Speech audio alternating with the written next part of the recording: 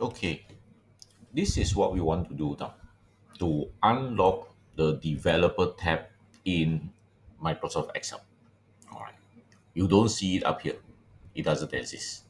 Okay, well, not surprising because developer, well, not everyone want to use it. Okay, and only meant for developers. Okay, but if you really want to harness the power of Microsoft Excel, then it's a good idea to explore what you have inside there that you can use. But first, you have to get it to work. So go to your file, go to the option. All right, you will see something like this. Okay, now it is actually inside the ribbon. All right, it's actually inside the ribbon.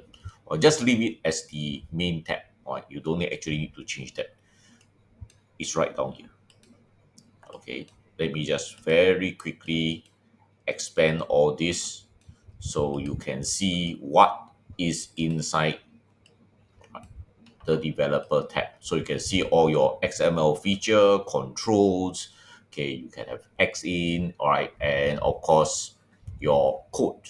So if you want it to enable, check, okay, you will see it over here.